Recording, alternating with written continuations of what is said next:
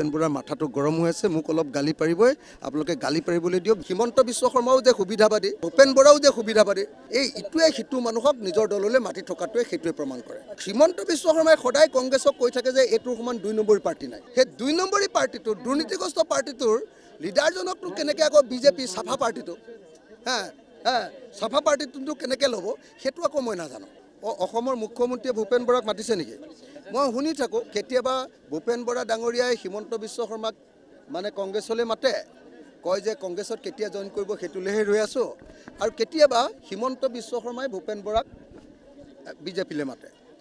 আমি আকৌ কেতিয়াও হিমন্ত বিশ্ব শৰ্মা আহিলে আমাৰ ৰাইজৰ লগত নলওঁ, কাৰণ আদৰ্শগত তেওঁ ভ্ৰষ্ট আদৰ্শৰ মানুহ, তেওঁ সাম্প্ৰদায়িক মানুহ।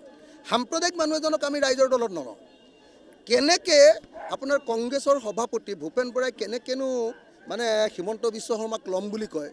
আকৌ হিমন্ত বিশ্ব শৰ্মাই সদায় কংগ্ৰেছক কৈ থাকে যে এইটোৰ সমান 2 নম্বৰী পাৰ্টি নাই। সেই 2 নম্বৰী পাৰ্টিটোৰ, দুৰ্নীতিগ্ৰস্ত পাৰ্টিটোৰ লিডাৰজনকনো কেনেকৈ আকৌ বিজেপি চাফা পাৰ্টিটো চাফা পাৰ্টিটো কেনেকৈ ল'ব সেইটো আকৌ মই নাজানো। গতিকে এই যে এওঁলোক হিমন্ত বিশ্ব শৰ্মাও যে সুবিধাবাদী আৰু কি কয় আপোনাৰ ভূপেন বৰাও যে সুবিধাবাদী, দুইজনৰ যে আদৰ্শ নাই, ভ্ৰষ্টাচাৰী, দুইজনে যে ভ্ৰষ্টাচাৰী, মানে হিমন্ত বিশ্ব শৰ্মাও ভ্ৰষ্টাচাৰী আৰু আপোনাৰ ভূপেন বৰাও ভ্ৰষ্টাচাৰী, তেওঁলোকৰ যে আদৰ্শ নাই, এই ইটোৱে সিটো মানুহক নিজৰ দললৈ মাতি থকাটোৱে সেইটোৱে প্ৰমাণ কৰে।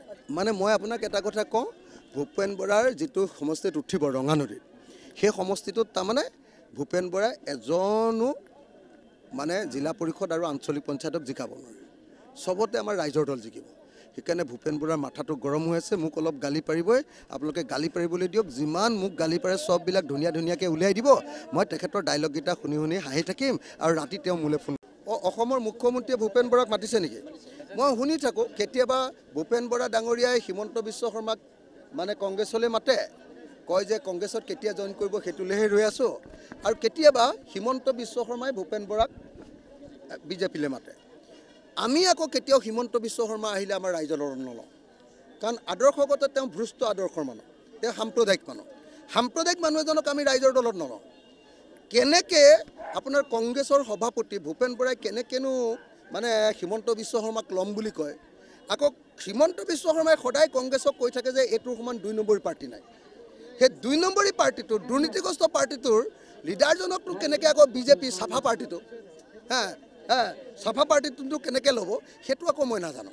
গতিকে এই যে এওঁলোক হিমন্ত বিশ্ব শৰ্মাও যে সুবিধাবাদী আৰু কি কয় আপোনাৰ ভূপেন বৰাও যে সুবিধাবাদী, দুইজনৰ যে আদৰ্শ নাই, ভ্ৰষ্টাচাৰী, দুইজনে যে ভ্ৰষ্টাচাৰী, মানে হিমন্ত বিশ্ব শৰ্মাও ভ্ৰষ্টাচাৰী আৰু আপোনাৰ ভূপেন বৰাও ভ্ৰষ্টাচাৰী, তেওঁলোকৰ যে আদৰ্শ নাই, এই ইটোৱে সিটো মানুহক নিজৰ দললৈ মাতি থকাটোৱে সেইটোৱে প্ৰমাণ কৰে। মানে মই আপোনাক এটা কথা কওঁ, ভূপেন বৰাৰ যিটো সমষ্টিত উঠিব ৰঙানদীত, সেই সমষ্টিটোত তাৰমানে ভূপেন বৰাই এজনো মানে জিলা পৰিষদ আৰু আঞ্চলিক পঞ্চায়তক জিকাব নোৱাৰে, চবতে আমাৰ ৰাইজৰ দল জিকিব। সেইকাৰণে ভূপেন বৰাৰ মাথাটো গৰম হৈ আছে, মোক অলপ গালি পাৰিবই, আপোনালোকে গালি পাৰিবলৈ দিয়ক। যিমান মোক গালি পাৰে চববিলাক ধুনীয়াকৈ উলিয়াই দিব, মই তেখেতৰ ডাইলগকেইটা শুনি শুনি হাঁহি থাকিম, আৰু ৰাতি তেওঁ মোলৈ ফোন